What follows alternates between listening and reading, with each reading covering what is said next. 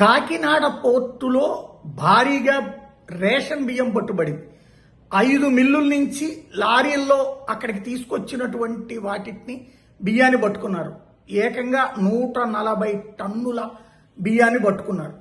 అప్పట్లో రేషన్ బియ్యం అక్కడి నుంచి వెళ్తోంది అన్నటువంటి ఆరోపణలు, స్వయంగా పవన్ కళ్యాణ్ వెళ్లి అక్కడ సీజ్ ద షిప్, ఆ తర్వాత అందులో ఉన్నటువంటి బియ్యాన్ని కొంత దించేసి మిగతా షిప్ని పంపించేయడం, కేంద్రం జోక్యం, ఇదంతా చూసాం.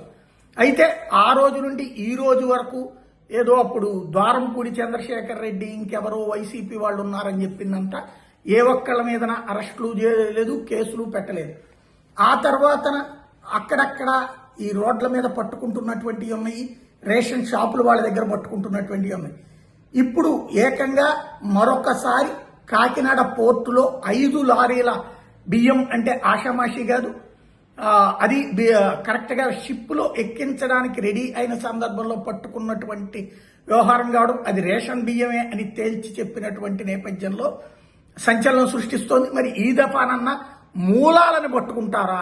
ఎవరు సేకరిస్తున్నారు ఇప్పుడు ప్రజల దగ్గర నుంచి? అప్పట్లో వైసీపీ అనుకోవచ్చు, ఇప్పుడు ఎవరు సేకరిస్తున్నారు ఆ బియ్యాన్ని? ఇప్పుడు అవి అక్కడికి ఎలా రవాణా అవుతోంది? ఇది తేలాల్సిన అంశం. ఈ దఫా అన్న మూలాల్ని పట్టుకునే ధైర్యం ఉందా ప్రభుత్వానికి? చూడాల్సి ఉంది.